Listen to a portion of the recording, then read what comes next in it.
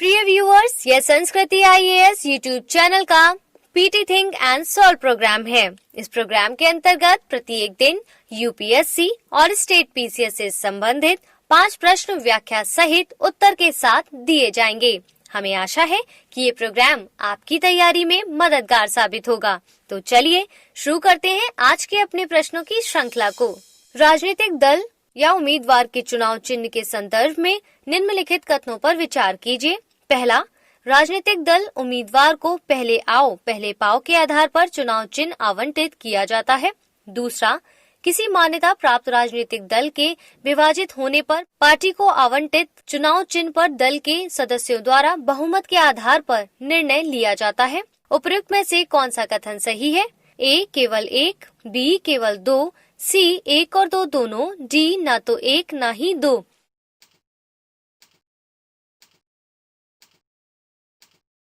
इसका सही उत्तर है ऑप्शन ए, यानी निर्वाचन आयोग द्वारा जोस के मणि गुट को आधिकारिक केरल कांग्रेस के तौर पर मान्यता देने और चुनाव चिन्ह संबंधी निर्णय के विरुद्ध पीजे जोसेफ गुट द्वारा दायर की गई याचिका को हाल ही में केरल उच्च न्यायालय द्वारा खारिज कर दिया गया है। निर्वाचन आयोग को चुनाव चिन्ह आदेश 1968 के अंतर्गत राजनीतिक दलों को मान्यता प्रदान करने और चुनाव चिन्ह आवंटित करने का अधिकार प्राप्त है। नामांकन पत्र दाखिल करने के समय राजनीतिक दल को निर्वाचन आयोग के चुनाव चिन्हों की सूची में से 3 चुनाव चिन्ह दिए जाते हैं, जिनमें से पहले आओ पहले पाओ के आधार पर राजनीतिक दल को चुनाव चिन्ह आवंटित किया जाता है। अतः कथन 1 सही है।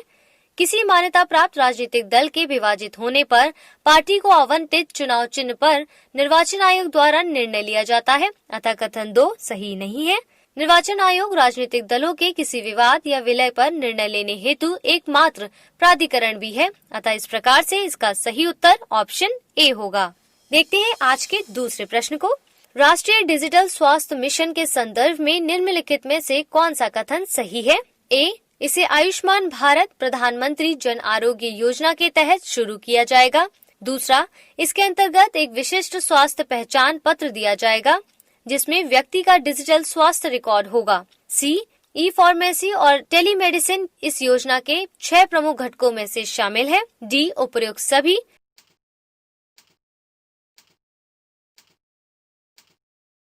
इसका सही उत्तर होगा ऑप्शन डी, यानी केंद्र सरकार राष्ट्रीय डिजिटल स्वास्थ्य मिशन को राष्ट्रीय स्तर पर शुरू करने की योजना बना रही है।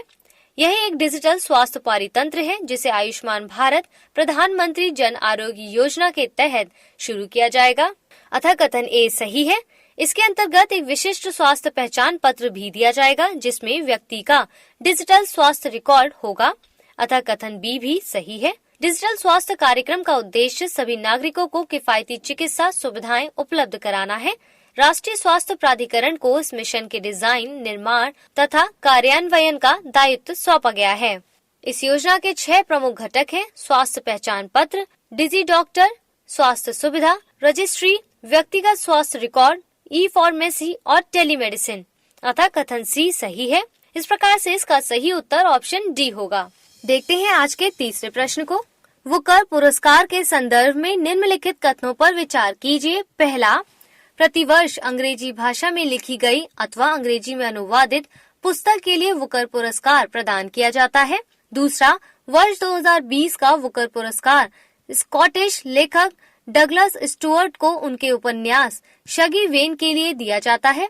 उपयुक्त में से कौन सा कथन सही है? ए केवल 1, बी केवल 2, सी 1 और 2 दोनों, डी ना तो 1 ना ही 2।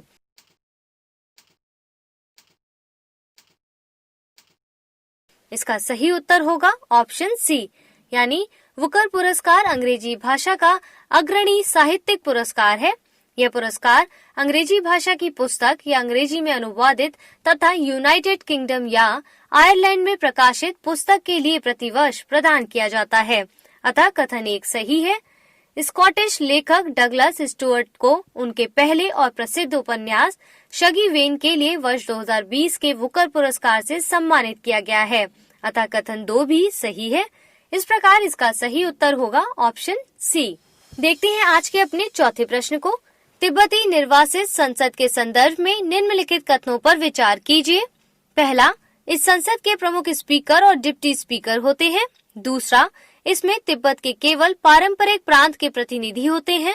उपरोक्त में से कौन सा कथन सही नहीं है? ए केवल एक, बी केवल दो, सी एक और दो दोनों, डी ना तो एक ना ही दो।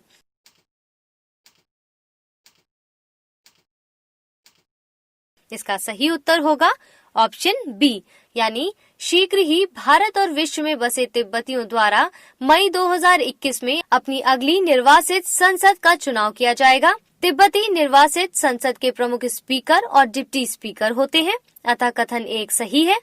16वीं TPIE में 45 सदस्य हैं।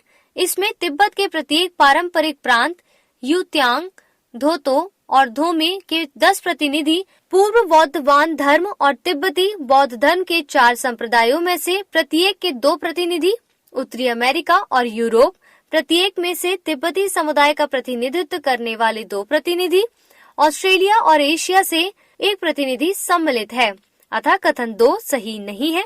इस प्रकार इसका सही उत्तर ऑप्शन बी होगा। देखते हैं आज के अंतिम प्रश्न को। डीम्ड फॉरेस्ट के संदर्भ में निम्नलिखित कथनों पर विचार कीजिए। पहला, वनों की विशेषता रखने वाली समस्त भूमि इसके अंतर्गत आती है। दूसरा, अनुदान के रूप में दी गई घने वनों वाली आकर्षित भूमि भी इसके अंतर्गत आती है। उपयुक्त में से कौन सा कथन सही है? ए केवल एक, बी केवल दो, सी एक और दो दोनों, डी ना तो एक ना ही दो।